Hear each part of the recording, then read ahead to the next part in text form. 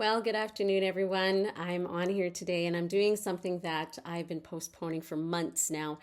And I just really feel like the Lord is just starting to push me out of the nest and just say, just do it already. It's time. And so here we are, and we're going to be doing real, raw, and honest. And what do I mean when I say that? I'm going to say that I've been doing inner healing work for 25 plus years. And during that time, I've run across some things. I've done some deliverance in that. I've done, workshops. I've done, small groups. I've done individual work. I've done, teaching on it. And so I think it's time to begin to bring some of those things to the front. So why real, raw, and honest? Why a name like that? Well, I think, it's time that we get real. I think it's time that we get to the place where we realize that none of us are perfect. We all have faults. We all have flaws. We all struggle. We all have things that we're not proud of. We all have done things that we're not proud of. We've said things that we're not proud of. We wish that we would be able to go back and take those things and remove them from the conversation. But the reality of it is, we all have things. And so today and in the coming months. I don't know how long this is going to go. I think it could go on forever, but we're going to be talking about some of those things. In the years that I've been doing inner healing work, I've heard a lot of stories. I've heard a lot of pain. I've prayed through a lot of those things with people. I've been privy to some very painful information, and I have helped people go from the struggle to a place of being able to walk with their head held high and walking in a level of healing that they hadn't known before. And so as I look at this, as we go from here, I think one of the reasons why I've called it real, raw, and honest is because we in the church are typically not those things. I think there might be a handful of people that we might be real and honest with, and raw is out of the question most of the time. I think this became really prevalent to me after the loss of my first husband. And, just being able to deal with the grief and to walk through grief and to get some level of healing was not acceptable in some circles. It was like some people figured that I should be further along than I was. And people thought that I should be not grieving the way that I was. And all kinds of people had, solutions and remedies and books and unhelpful tips. And so I realized at that time that it was very difficult for me to be real, to be raw, and to be honest. Shortly after that, I had a few other people that I'd known that had lost people as well.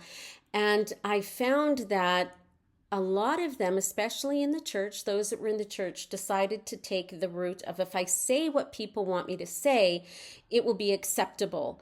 Whereas if I am real, raw, and honest, I'm just going to get conversations I don't want to have. I'm going to hear things that are not beneficial to me, and they're just going to make me mad. And so as I listened to one gentleman talk about his experience after losing his wife, he said to me, why does everybody need to have a remedy? And so I think we can look at that and we can go, well, that's true that people do want to help, but they're not helpful. But having said that as well, I also think that that this goes for everyday things as well. We're going to talk about the gamut of things. And so if you want something that you want talked about, let me know. And I'm going to say this frequently as we go forward, because I think I want this to be helpful and I want it to be encouraging and I want it to be something that people are going to be able to take away and become whole and healed. So one of the things that people are told all the time, I know a number of people who struggle with anxiety, and so often they're told, well, Jesus tells us 365 times not to be afraid, so you shouldn't be afraid. That's not helpful. And the reason it's not helpful is because if you have an anxiety disorder, you just are anxious, right? And so can we deal with that? Sure. Can we look at some different things that might be causing that anxiety? Absolutely. Can we pray and deal with the spiritual side of things? 100%. But the question is that you begin to feel like if you are someone who struggles with anxiety, you can begin to feel like you are that you're a problem. Not that you have a problem, but that you are the problem. And so let's move on from there and let's talk about, we hear a lot about, people talking about a spirit of Leviathan or a spirit of, Jezebel or Ahab or, some other spirit. And, have you ever wanted to know more about those things? And if you do, we're going to talk about that in time as well.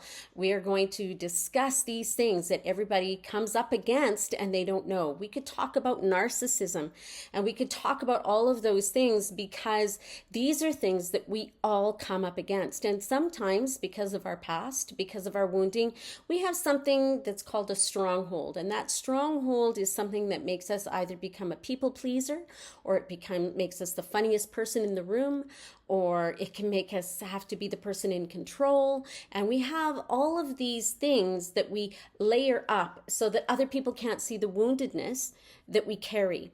And so we are going to talk about these types of things in this conversation, on this page. And so, I'm going to keep it short. I don't want these to be long, hour-long things, although some of those topics might end up to be a little bit longer than others. But in reality, I want you to be able to sit down. I want you to be able to listen to it. I want you to be able to absorb it and to give you a couple of points that you can take away and that you can apply to your own life. So here's my first thing. I often get asked, what mode of inner healing do you work with? And I go, all of them, right? Because I believe this. I believe that we're all created individually. We're all created uniquely. We're created, in the image of God. And when we get healing and when we're hurt, those things are individually felt, and we're created individually. We think differently, we process differently. It's like, I don't want to take a model and say, just like they do in school, and say, and I'm sure many of you have seen the comic where, you have the animals sitting in front of a teacher, and you've got the monkey and the elephant and the dog and the cat and the lion, and you've got a hippopotamus and a giraffe, and they're saying, okay, now in order to make this test fair, everybody has to climb the tree. So I kind of follow that with inner healing too. And I think, we're created differently. And so what might work really well for someone might not work for somebody else. But I do have a certain way that I look at things. And so we're going to be looking at a lot of different things in the process of this. And so let's talk briefly about what a stronghold is. And I'm going to break this down a little bit more at different times, right? So I'm not going to give you the whole thing on today, and I'm certainly not going to, in any of the other topics that we're going to cover, I'm not going to give you a whole part necessarily. I want you to be able to digest what you're hearing. I want you to be able to go, it applies to me, it doesn't apply to me. I want you to think about it, and I want you to take the time to do some inner speculation, if I can say that. So I'm going to start by saying I don't think it's wrong for me to say that I think that every person actually has strongholds. I think that we all have things that we hide behind. If we just say, instead of the word stronghold, we use the word hiding behind. We hide behind things. And we use, like I said earlier, humor, and we use criticism, and we use sarcasm, and we use all of these things so that people don't get too close, because we don't want them to be prying or poking or touching us on our inner parts that bring out a wounding and make us respond in a way that is going to make us ashamed or embarrassed later on. And so we have strongholds. We have these things that we hide behind. And so the thing is how do you recognize it? How do you recognize if you have a stronghold? So I'm going to give you the definition of what I use for what a stronghold is. So a stronghold is what we use to fortify and to defend our personal beliefs, ideas, or opinions against outside opposition. So we have begun to believe something. Most often we believe it because when we were a child, there's wounding that's taken place. And so let's break this down a little bit, shall we? So the word fortify actually means to make something stronger in order to protect it. So it's just a self-protective mechanism. That's all that we do. We use something that protects us. And what does that mean for us? Well, I'm going to say this, that most often, not always, but most often, when we are children, something happens to us and we get wounded. Say, for an example, childhood sexual abuse is a big one. It's rampant, and I think it's probably getting worse. And so you have this trauma that happens in your life. You have this wounding that happens to you. And the first time it happens, it can be absolutely devastating. And so if I use the word to be touched inappropriately, right? So we don't want to be touched inappropriately. But the same thing can happen if you have a raging parent. But we're going to focus today on childhood inappropriate touching, if I could say that way. So the first time it happens, there's a huge amount of shock because your perceived safety, your world of protection, your world where you feel like you can play and just be yourself, suddenly in a moment, that world, that universe as you knew it is shattered. And this is particularly more so if it is by a family member. And I'd like to tell you that it's always strangers, but the reality is it's mostly family members. It's mostly somebody that you know well, an uncle or an aunt or a brother, an older brother, a father, a mother, a grandfather. It's a teacher, it's a coach, it's somebody that you have relationship with and you feel safe around and you feel protected around. And then when they jump over the line and they do something that makes you feel uncomfortable, everything inside of you freezes. And so you have this moment where you don't know what to do. And it doesn't matter how old you are. You can be 4, you can be 6, you could be 12, you could be 16 when these things happen. And the reality is you don't want that to happen again. And so in that moment, there's the shock of the fact that this person that you deemed as safe in your world is not safe. That this person that you believed that you could trust is not trustworthy. And so you have all of these emotions and all of these feelings going on in your body all at the same time. What do you do with that, right? And so as a child, you don't deal with it. That's the thing. You don't know how to handle it. And so maybe you have gone to somebody and you've told them that something has happened and maybe you weren't believed, which can often be the case, especially if it's a father or a grandfather or an older brother. Most often these things are not believed. And so you're like, okay, so this awful thing has happened to me. I've talked to somebody and they don't believe me. I'm the victim. So now you have all of these things going on and you've had your perceived safe place, that thing that you believed, it's been shattered. And so you have, as a child, if you're not believed, or if you grew up in a home that's dysfunctional, and let's just be honest, we all grew up in dysfunctional homes. It's just that some people have a more severely dysfunctional, angry home than other people do. But we all grow up in dysfunctional homes because nobody's perfect. You can have a better, more acceptable way of growing up, but we all go through things when we're children. And so what happens from an incident, when we'll use the childhood inappropriate touching story, that what'll happen most often is that you, as a child, feel very confused and you don't know what you did to warrant this behavior. And you might even be told that it's your fault.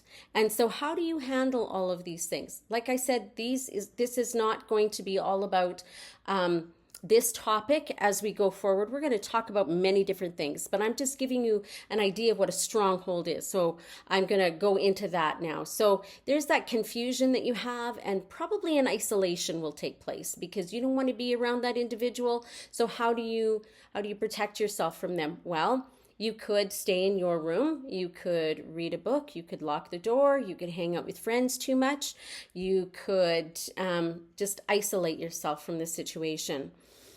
And so the truth is that most kids don't feel comfortable enough talking to another adult or a teacher or someone about the issues that are going on in the home, whether it's physical abuse, inappropriate touching, inappropriate discussion, whatever it is. So they hide all of that inside.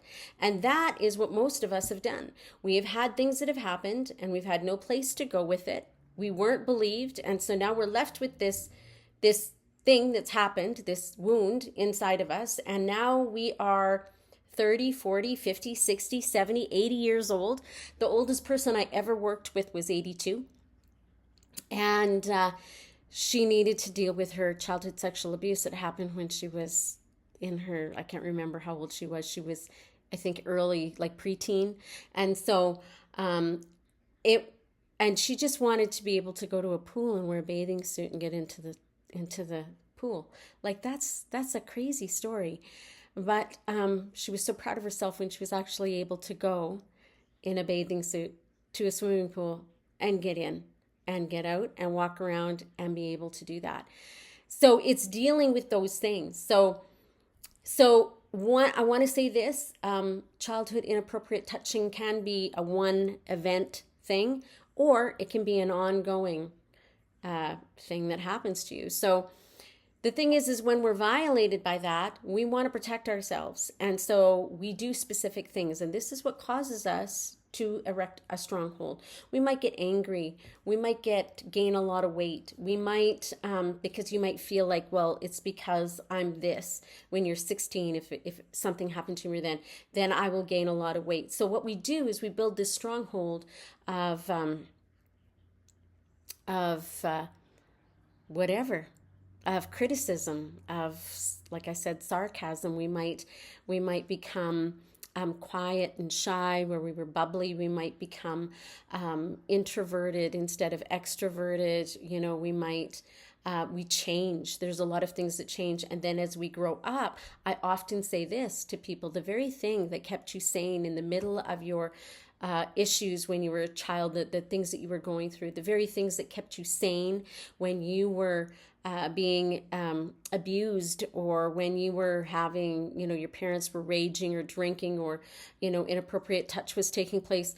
Those things that kept you safe and kept you sane, not safe, but sane when you were a child, are the very things that cripple us as adults. Those are the very things that keep us from being able to fully enjoy our life. So that's basically how a stronghold is erected, and it's for self-protection. And so as we grow up and as things happen to us and as we continue to go through life, we just add to that. And so I will use a personal story on this. I was sexually abused the first time when I was just about 6, and that lasted until I was 16. It was a family member who did it, not my father, but it was a family member who did it. And this family member was already married when it stopped. And so I will say that the first time that it happened, I froze in my tracks. I was absolutely petrified. I couldn't believe what was happening. I didn't know what to do, didn't know where to go, didn't know how to respond, couldn't tell anybody because I grew up in an angry alcoholic home. And so I couldn't tell my mom because I was told if I said anything to my mom, my dad would kill me. And so because my dad was angry, who was I to guess that maybe that wouldn't actually happen? And so I said nothing. But I remember sitting at the table after it had happened, and the person who had touched me was kitty corner on the other side of the table, and they were just laughing at me and going, what's wrong? What's wrong? What's wrong? And my mom was like, why aren't you eating anything? I couldn't eat anything. I was physically nauseated by what had happened. And my safe world, my safe person had betrayed me. And that was difficult. And I was so young, I didn't know how to process that and had no place to go with it. So what I began to do after that is I began to to try to protect myself by locking the door when I went to bed and never going into the basement again. I was afraid of basements for years, but that was where bad things happened. And it was, I began to, just become more isolated and keep away from and stay away from that individual as much as possible. But what it did is that it made me mistrust a lot of people, not just that person, but other people as well. Because where do I go? What do I do? How do I handle this? And as I grew up, that fear that I had because of my father, who drank and sometimes got very, very violent, I became very, very afraid of men. And so anybody who was tall, anybody who was strong, and it's not like the person who had inappropriately touched me was very tall. They weren't actually, but when you're 5, everybody's tall. And so I felt like I was in this environment where as I grew up, I just turtled. And I just became very much the shell of who I had been. And I got extreme migraines and I just wanted to be by myself. I became a voracious reader. I just sat in my room and I would read and I would draw and I would do things like that alone. I did a lot of things alone. And I'm not really that kind of person. I like to be around people, but I found that after I got a lot of healing. And so, I struggled through that. I worked through that. But when I became a teenager, it wasn't like I was promiscuous. But if I had a boyfriend, I did sleep with them rather early on because I thought it's easier to give it than it is to have it taken. And so I thought, if I'm with this person, I might as well just go the distance because I didn't want to have another moment in life where I was forced to do something that I didn't want to do. Some of my strongholds then became that I became a people pleaser because it was difficult for me to say no.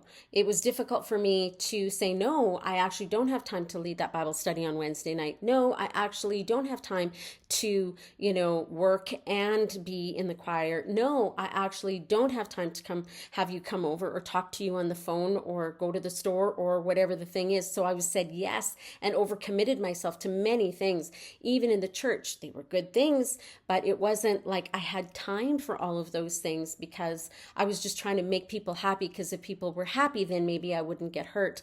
And so this is how a stronghold works, and this is how a stronghold you think protects you, right? Well, the reality is that I just ended up getting taken advantage of a lot of times in some of these other things because, well, Cheryl will do it.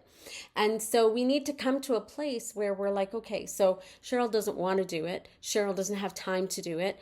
Cheryl would rather see somebody else do it. And so getting the healing, and I started to get healing in my early 30s, is that I began to look at that and I went, okay, so I'm gonna get over this. I'm gonna work through this. And as I did that, I found that all of a sudden used a new word in my vocabulary. I could use the word no, thank you. I appreciate you asking me, but I actually can't at this time. Maybe sometime in the future. And now I'm at a point where I'm able to say, you know what? No, I'm just absolutely not interested in doing that. Thank you so much, though. I don't have time. I'm busy, or I've got something else going on that night. And so, because I would double book myself to go to 2 or 3 different places, and so then I'd only stay in one place for 5 minutes and another place for I'd be here for half an hour, there for half an hour, and another place for half an hour, and go home exhausted, right? So people pleasing can be one of those strongholds that we erect. And so that's where I'm going to kind of end today. Is I just wanted to give you a little touch, a little sample, and then we'll see where we go from here. I want you to leave me a comment about something that you want me to look at, something that you want me to discuss, and then we will talk about it, and we'll go from there. So thank you so much for being a part of this. Thank you for listening to me for the last 25 minutes. And I hope that you will find that this is going to be a video that is, and videos that are going to bless you as we go forward. I hope that it's going to be informative, and I hope that it's going to help to set you free. And so, like I said, we're going to talk about a lot of things. We're going to talk about demons and all the taboo subjects that we in church don't want to talk about. That's what I want to delve into. I want to look at these things and I want to go, okay, let's pull it apart. Let's talk about some of these big issues. Let's talk about the reality of what happens in the pews. Let's talk about the reality of who we are as people. And so I will, in time I'll be talking about bigger issues like pornography and abortion in the church and just a whole bunch of different topics. So thank you so much for being part on this first time. God bless you, and hope to see you next time. Thank you so much.